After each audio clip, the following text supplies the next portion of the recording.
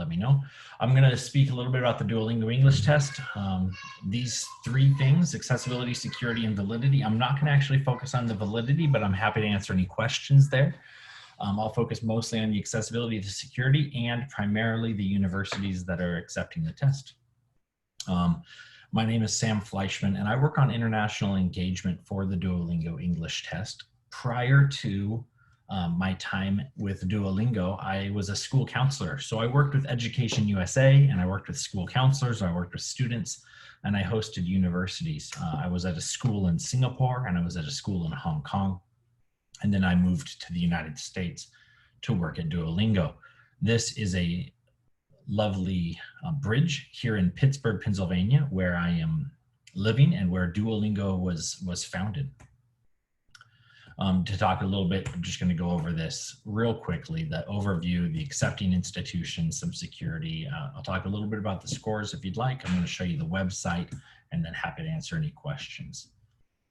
So the Duolingo mission is to make education accessible to all. So if you've ever used Duolingo, you know that it's a free language learning app. The Duolingo English test is only able to be done on a computer. So it's a little different than Duolingo in that regard. And Duolingo is free, but the Duolingo English test does have a charge to it. So there's a few differences, but in general, we're trying to make sure that university education and language learning education is accessible to everyone. Our CEO is Luis Van Aan. He's our co-founder and our CEO. He's previously the inventor of CAPTCHA and reCAPTCHA. So whenever you've proven on the internet you're not a robot, that was Luis's invention. His use with artificial intelligence, machine learning, engineering, computer science took him from Guatemala to university in the United States, and also to become a computer science professor at Carnegie Mellon University, where he's worked, he's served on different boards, and he's also left there to join Duolingo and create it. He was also an international applicant from Guatemala, and his test taking experience was with the TOEFL when he had to fly from Guatemala to El Salvador. So this is an inter-country, two countries that he has to reside in and then take a test somewhere else. I'm sure many of you have heard stories similar to that, or of students who've needed to travel hours to get to a test center. And that's because the traditional tests out there, the SAT, the ACT, TOEFL, IELTS, when a student realizes they need to take a test, they need to go and look for dates to take the test. This can be difficult. Either there's no more spaces available, the dates are conflicting with other things that they have going on, or the dates are too far in the future. When I looked a couple months ago, well, I guess last year, for TOEFL and IELTS test dates in different parts of the world, it was sometimes an 8-month wait to be able to find a date. Well, that's why people then would travel to a different country with a closer test date. After they travel there, sometimes it's burdensome, both on time and energy, but also on money. And then the test takes 3 hours, and you're in a test center with lots of other people oftentimes. Some tests even take multiple days, where you do one part of the test on a Friday and you do the next part of the test on a Saturday or a Monday. We looked at that and we said we can do something different. So we created the Duolingo English test. There are no test centers. Your bedroom is a test center. Your living room is a test center. There's no appointments. You don't have to wait 6 months. You can take the test right after I'm done with the webinar if you'd like. It's accessible today, online, on demand, anywhere in the world that has internet capabilities, and anywhere that you have the capabilities of a computer with a webcam, a speaker, and a microphone. You're able to take the Duolingo English test. It's only $49, so it's a fifth of the price of most of the other tests, or a fourth of the price, depending on the country. And other tests, after you receive your results, when you go to send your results, it costs another 10 or 15 US dollars. With the Duolingo English test, you can share it to all of the institutions you're applying to, and there's no additional fee. Right now, we've had students take the test in over 184 countries. You'll see Kazakhstan listed here. you'll see Kyrgyzstan listed here, and I saw somebody from Russia, and Russia is over here, and we have pretty much covered the globe with accessibility. Test centers don't have that same ability, and so the internet penetration of the world allows us to deliver this test to you wherever you may be. The test is comprehensive. It covers speaking, writing, reading, and listening. We have sub-scores. Those are just recently released, and universities have been asking for those. And we also have a video interview and a writing sample. At the end of the test, you send a 3-minute video clip and a 5-minute written sample that you do spontaneously at the end to the university. And the university uses that in their admissions process. The test is fast. It takes a little bit less than an hour, and you should receive your results in about 2 days. You will either receive results saying, this is your certified test, or your ID was not clear, you need to resubmit your ID, or you broke the rules for whatever reason. And depending on that, you may not have the option to take the test again, but you will receive all of those results in 2 days via email. The reason it's fast is that we use computer adaptive technology. And so the first 10, 15 minutes of the test is calibrating where you are in English. After that first little bit of time, this calibration time, we then start to ask you harder questions or easier questions based off of how well you answered these questions. And then after every time you have questions, if you get them right or mostly right, we will usually ask you a harder question. If you get those wrong and really wrong, we'll ask you much easier questions to figure out where it is that you actually are in your English language ability. And so what happens is you'll start to figure out that by the time 30 minutes is up, the questions are about the same difficulty or a little bit harder if you're doing well. If the questions become very hard and you think, I don't know if I'm doing very well, likely you're at the peak of your English language there. And even then, sometimes you get those questions right. This student missed this question, so we challenged him here. Missed that one, we challenged him here. He got most of this one right, so we challenged him back to here.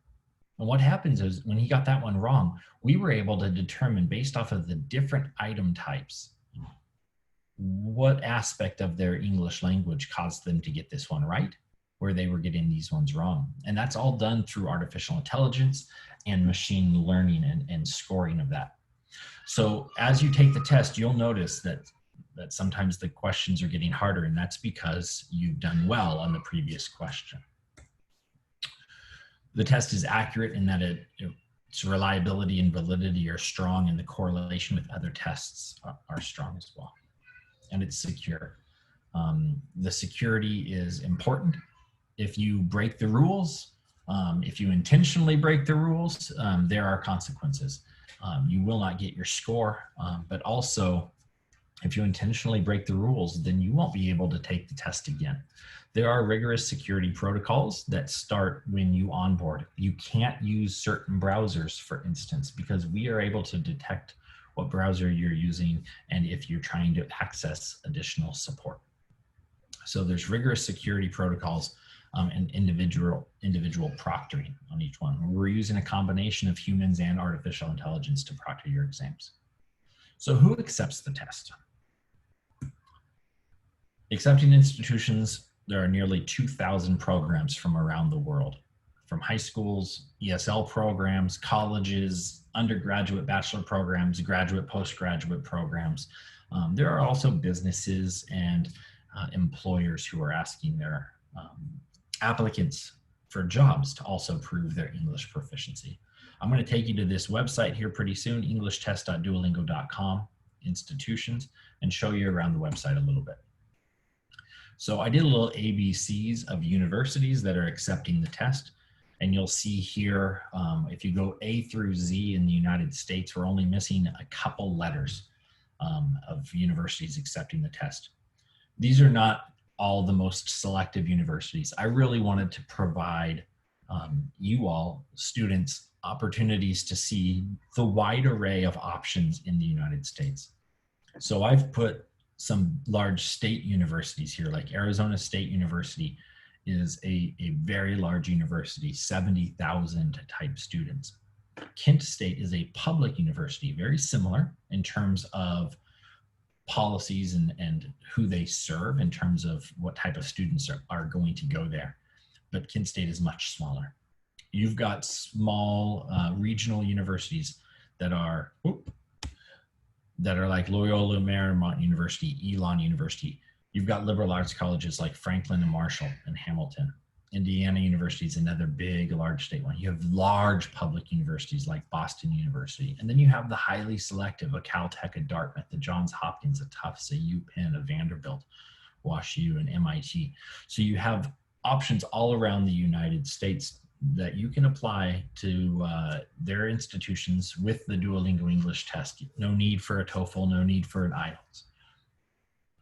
I want to go on to the UK. We have the ABCs are a little bit less filled in here, but we have a good number of universities. And once again, a smattering from selective to less selective. Now, if you've applied to the UK or if you're looking at universities in the UK, I don't believe that the Education USA office is as equipped to help you, but I know that their goal for you is to obtain higher education.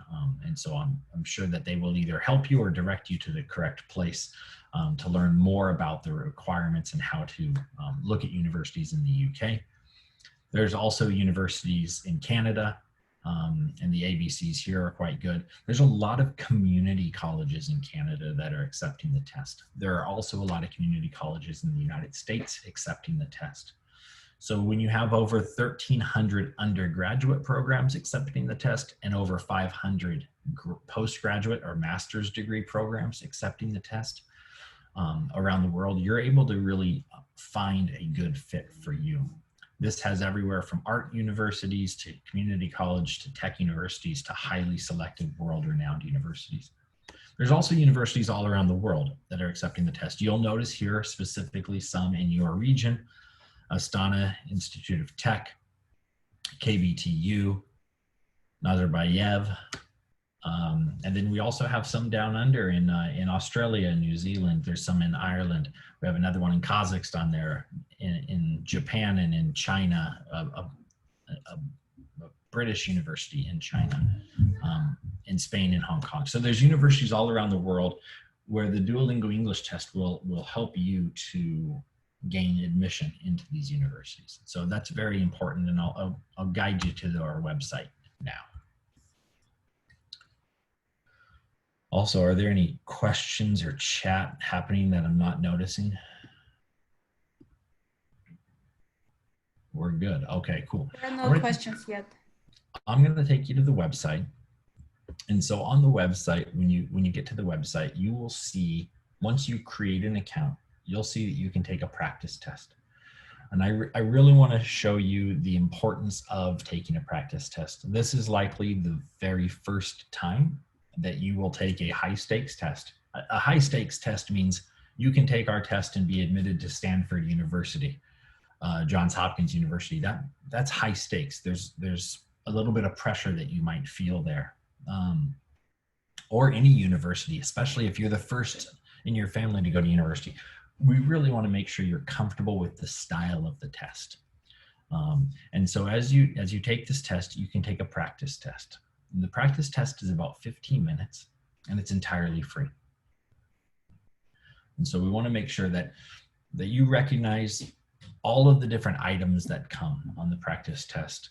And so prepare yourself really well for that. Once you've done that, you can buy a test like I have done. And now that I've bought a test, I can take the test anytime I want, but I can always go back and practice the test a little bit more. And so when you take the test afterwards, you will get your score. And so here's a score that you might get. Your score is 140. I'll show you the scores page and how to navigate that a little bit. And then it breaks down in the different sub-scores that you might have. 140 is a very good score, and a 140 would put you in the admissible category in terms of English language requirement at every institution in the world. And you can learn a little bit more about that by going to the scores page. And you'll see that the scores are out of 160 and that the sub-scores are also out of 160. Our sub-scores are based on literacy, comprehension, conversation, and production. What we've done is we've taken the traditional speaking, listening, reading, and writing, and we've combined them in a way that is much more applicable to the way you engage with one another socially, but also in the way that you engage with academic texts, in a lecture, in a tutorial, in a study group, or on a test. And so some of the score comparison, if you're looking, we've done studies with thousands of other tests, people who've taken the Duolingo English test and the IELTS test. And you'll notice that a score of a 140 that was shown on the previous slide is equivalent roughly to an 8. A 150 is equivalent to an 8.5. Lots of universities are asking for a 6 with nothing really lower than a 5.5 or a 5. What that would look like on the Duolingo English test is probably a 100 and everything at a 90 to a 95. And so you'll want to look at each institution and if they've given you those criterion. If they haven't given you their criterion, you can simply take the test and choose to send it or not. So when you want to decide if you're going to send the results, you'll go to the institutions and you'll search in what you're interested in. It works the same when you go to send your results. That when you get here, you can look up different places in the world.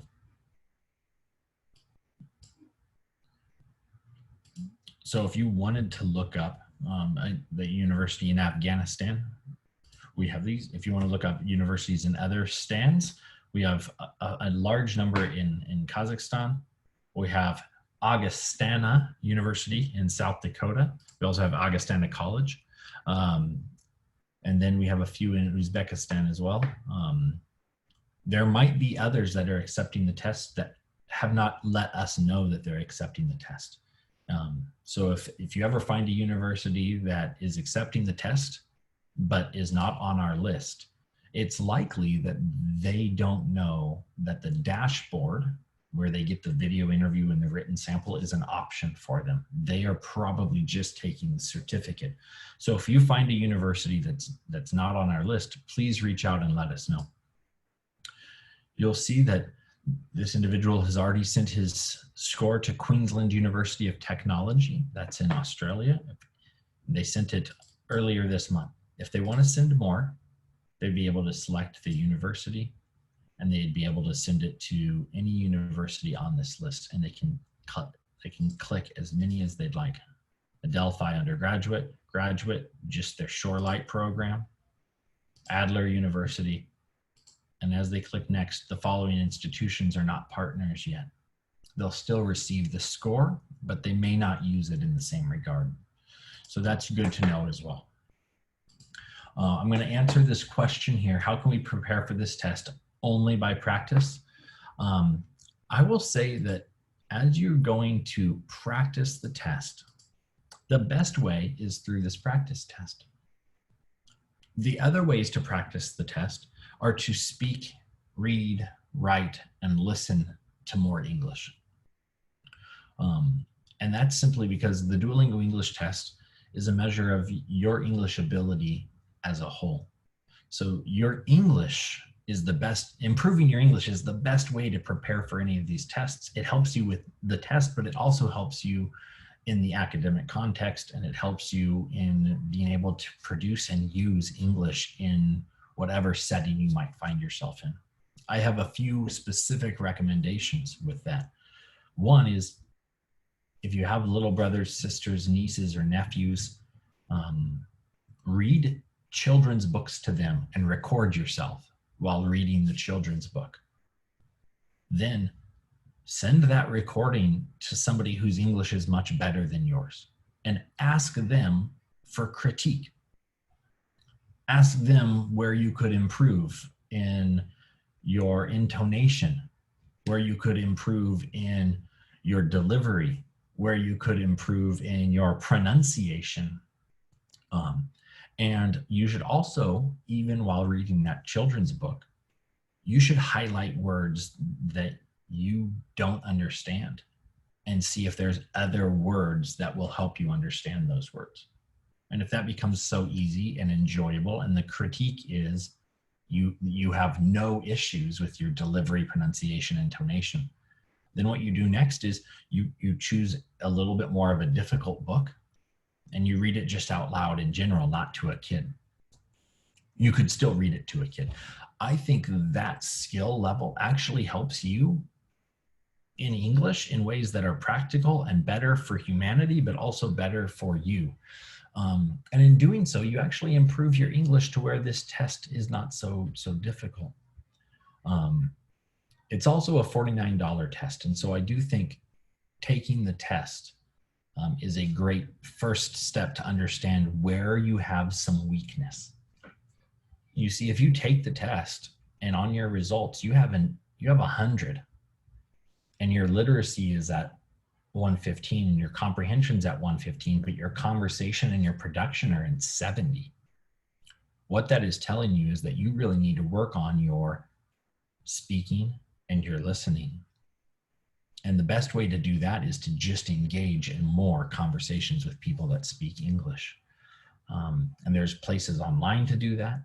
There are people in your town to do that. That would be my best recommendation. Sam, there is a very good question. You know, like usually when we're talking about tests like TOEFL and IELTS, those tests seem to have strategies that students are trying to learn so they will score higher. Do we have any good materials to study for Duolingo? Are there any strategies like to score higher in writing sections or in speaking sections? And where can we find resources to practice? At this time, there are no Duolingo designed test prep material. There's two reasons for that. One, the mission is to make education accessible to all. What happens is when people take those test prep materials, they improve on the ability to take a test,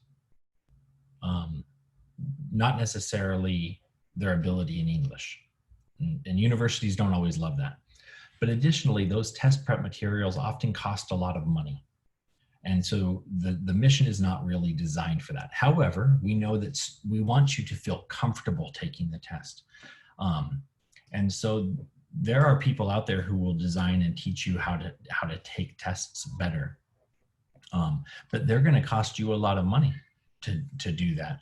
And there is no prep that we have put out there that is designed to help you understand the test any different than the practice test at current stage. So we don't have any of those. If you see any of those, they were created by somebody not with Duolingo's blessing, but also not with Duolingo's understanding of how the test is scored. I see another question about how the speaking section is assessed. And the speaking session is assessed through machine learning. And so what we've done for the speaking and how that is scored, this gets a little bit into the weeds, but the machine learning scoring is done in different ways. And I don't know that I have anything specific there, but the machine is scored, everything is scored through the machine. And what that does is it helps to eliminate bias. Investigating statistical bias, you see this, that in some regards, the human grading element adds a bias to the scoring in ways that that machine doesn't score bias. And so the integrity of the scoring process is a little bit stronger in that regard. What other questions do we have here?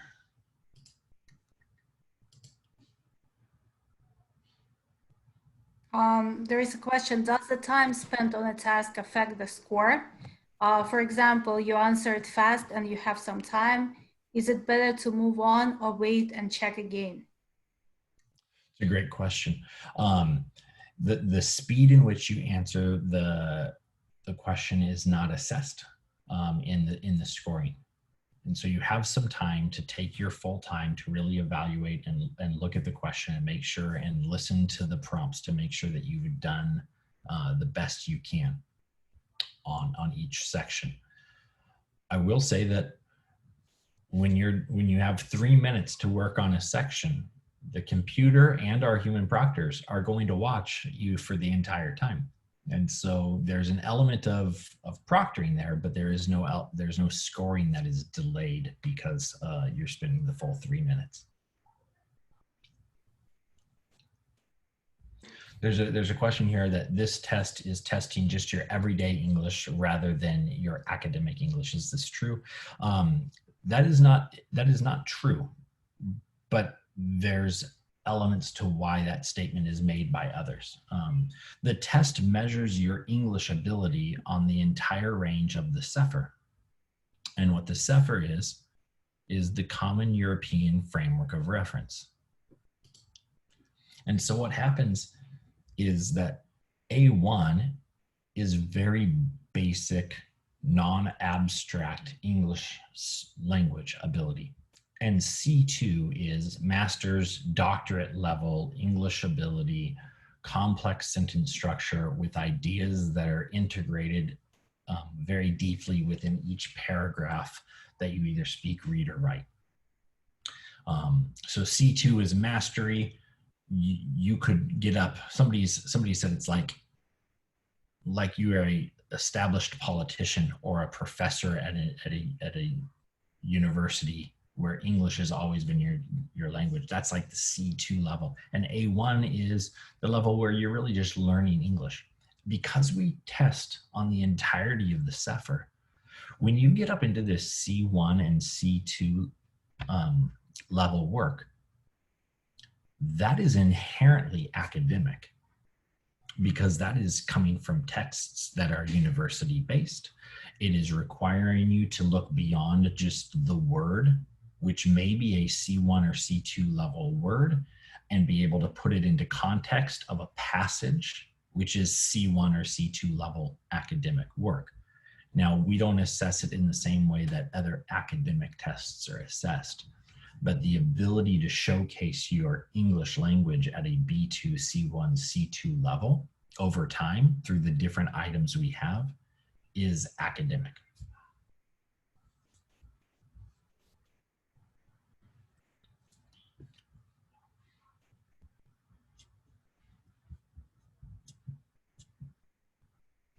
I'm going to go here and just go through the security real quick as well.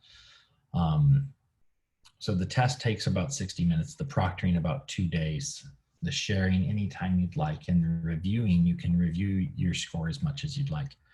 You can take the test 2 times every 30 days. So if I were really going to recommend any level of test prep, the first thing I would do is take the test. The test is $49. I can have my results in 3 days, and I can find out where is it literacy, is it conversation, is it comprehension, is it production where I'm lacking some of the skill. I could then focus in on that sub score and figure out if I need to do more writing, reading, speaking, or listening. I'd go back into the practice test a little bit more. I'd focus in on those specific areas of the practice test that are designed to assess where I'm weak. And I would focus on that and have that intentionality myself. And then I would take the test again and know that once I get those results, I would have a few more weeks before I could take the test a third time. All of that would be 3 tests that you could take for potentially half the cost of another test. So in terms of security, during the test, we have preventative measures of security. you have to use the correct browser. You can't leave the testing screen that you're on. There's many other preventative measurements there, and I'll walk you through those. During the proctoring is where we detect other areas of security. The proctoring has artificial intelligence and human proctors that are going to look at the entirety of your test. They're going to check to make sure that you're looking at the screen the whole time and that you're not accessing other resources around. They're going to check that there's nobody else in the room with you. You can probably hear my kids running up and down the hallway or screaming. We hear that as well. Artificial intelligence would pick that up and say, somebody else is in the room, not a valid test. And so what happens is you are taking the test at home. You need to make sure that your mom, your dad, your uncle, your grandma, your grandpa, your brother, your sister, the neighbor's cat is not in the room with you. And also that they know you're taking a very important test that is for university, because we're going to detect that, and we may not be able to prove that those individuals helped you on the test because maybe they didn't, but we also don't know that they didn't, and that is going to affect the validity of your score. And so that's important to know. These rules are very easy, and I'm going to give a real quick example of a time when a student has an invalid test, and that is when there's no headphones or earphones allowed. What happens is, and I don't know if this is true in Kazakhstan, but it was definitely true in Hong Kong, where I was a school counselor. Students would have headphones in. And then when the question came up on the test, are you using headphones? They would click no, because they don't even know that they actually have the headphones in there. This happens every day. Students click that they're not wearing headphones, even though they are wearing headphones. Well, we can't validate that score because we don't know if those headphones are feeding you information. And so there's no headphones or earphones allowed. You also can't look off the screen. And so the test is an hour, but even an hour, you have to make sure you're focused. And so it's very important that you set up your environment right, that you don't have other things on the wall that you're going to be distracted to look at, because while you may not be breaking the rules intentionally, it will appear as though you're breaking the rules. It would be much like in a test center where you are there and the person next to you has a really nice pen or pencil and they're playing with it. If you keep looking over that direction, the proctor is going to pay attention to find out if you're looking at their answers or not. We're doing the exact same thing in that regard. No plugins or accessing outside materials. That means that you can't have Grammarly or spell check aspects on your computer, and you need to disable that. We tell you that at the beginning, and we help you know if you have some. But if you take the test and you've used a plugin or you've accessed outside materials, whether that be a pencil and a paper or a phone, then we're going to assume that you were breaking the rules. And so these are some important rules to prepare for. So you upload the test, we review it, and then we let you know what your decision is. So here are just some of the things that we're looking for. One of the areas where I think traditional test prep can really hurt you as a student is down here in this task relevance section. What happens is people teach you how to answer questions, and then the question that is asked of you, the answer that you're going to give doesn't match. It doesn't make any sense. We look at that and we say that wasn't you answering the question. And so that might cause your test to be uncertified because you weren't actually taking the test. You were preparing something and memorizing something in advance. And that's not really what a test is designed to do. So those are some of the areas of security.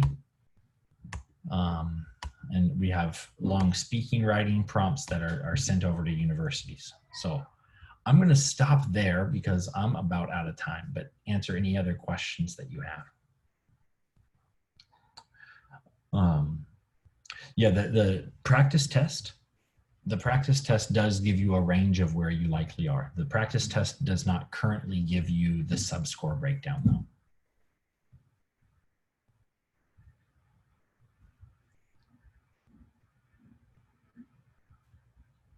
Yeah. Any other questions that you have before we sign off today? There is a question. How many times can I take a certified test? What if I took the test several times and I want to send the best one? Can I do that? That's a great question. Yeah. So you can take the test 2 times every 30 days, which means you can roughly take the test 24 times a year. In taking the test even 24 times a year, it's quite likely you won't see the same question asked of you. And so that's one of the other reasons traditional test prep isn't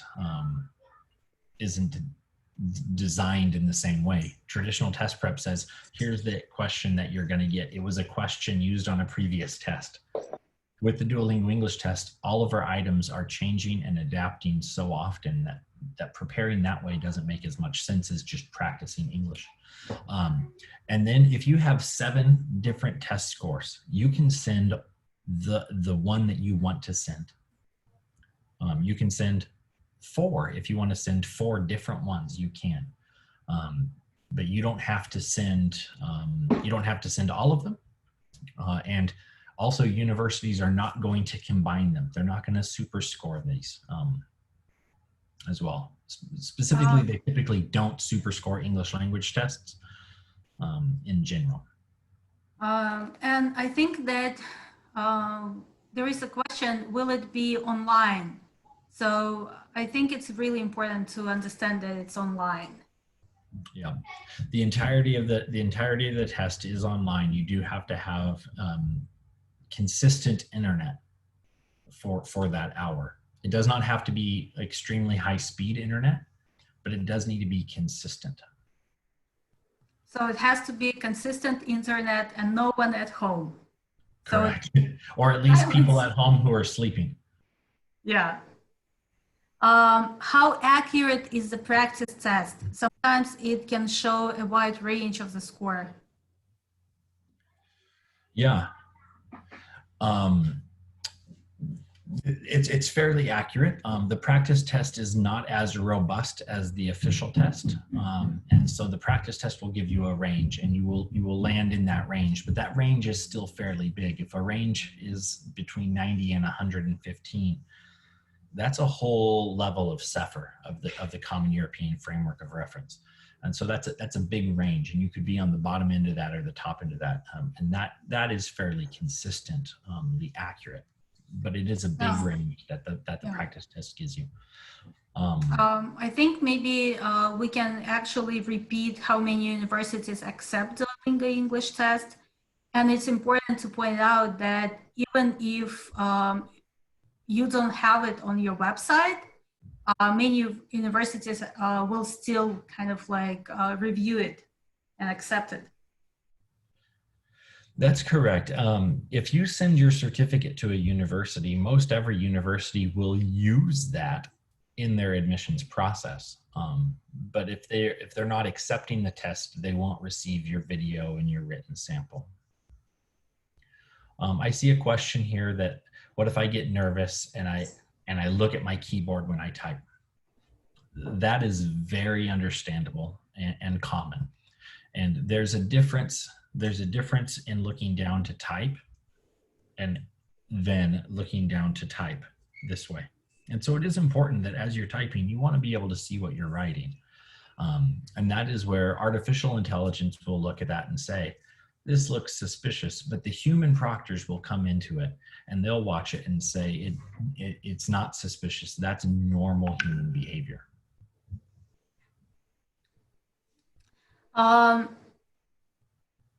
Is there all writing, speaking, listening, and reading in the practice test? There is speaking, writing, reading, and listening in the practice test, but we don't yet break down the speaking, writing, reading, listening scores in the practice test. Okay, some other, can you mention some important points related to this test structure? Absolutely. So the structure of the test is all online with activities or items that you're going to answer that are integrated. So it might be a speaking and a writing section, or a reading and a writing section, or a reading and a speaking section. And it will each one will have just a few minutes to a few seconds to respond.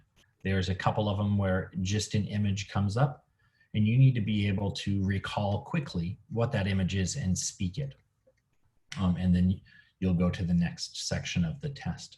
So the test is shorter elements of English, and every 3 minutes or so you,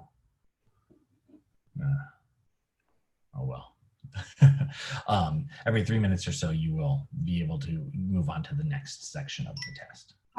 What if something happens to internet or electricity and student couldn't complete the test? Is it possible to retake it without paying again?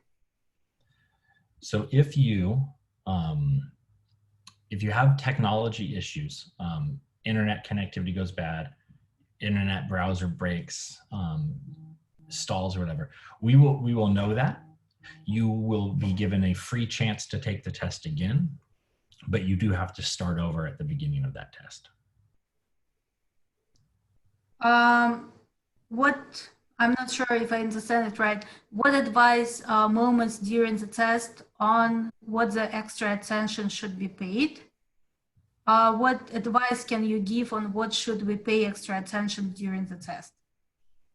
Yeah, I think what that question is asking is, where should I focus on making sure that I'm prepared for the test as best possible, and should I focus specifically on the words, or should I focus specifically on what I produce? You'll go through it and you'll hear words, and you have to determine if that word is a real English word or not. While that's an important aspect of English, and understanding vocabulary and understanding what a real word is or not, there's another section of the test where I would make sure I focused on, which is, it's called the C test. It's a paragraph where the last half of words are missing. This is where we're really able to understand whether or not you know English in context. The vocabulary words are key because there's high correlation between understanding of complex words and your academic ability. But being able to put academic words in context is very important for your English skills, but also for the academic work that you're going to be doing. So I would focus on that. So how much time do you actually have for questions? I like that comment. Thank you very much. I've been working on it. I appreciate your acknowledgement of my beard. Yeah, the whole lockdown. It's the longest it's ever been. Yeah. Each item is anywhere from 30 seconds to 3.5 minutes, and then the writing section is 5 minutes. So. Guys, do you have any other questions? Thank you. Do you have any questions related to the webinar?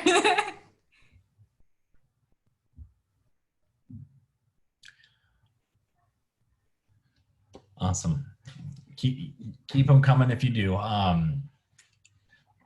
If you need any questions answered right away, or if you're curious about something, go onto our website. There's a bright orange button that says help. That's a live chat. And if the live chat is busy, it will direct you to send an email. There are fee waivers for those who are in high financial need, and you should address that with your school counselor, your academic counselor, the Education USA, and they will get in touch with me.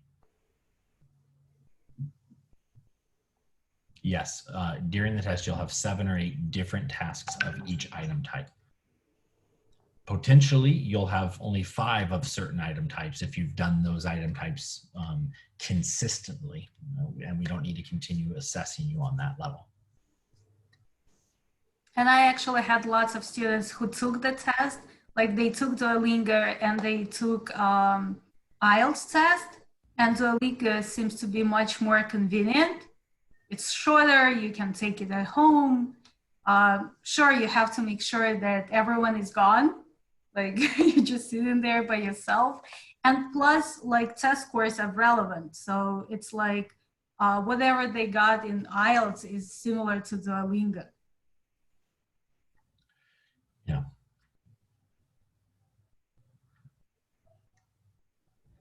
Happy to have helped, happy to have been here. I hope you guys are all doing well.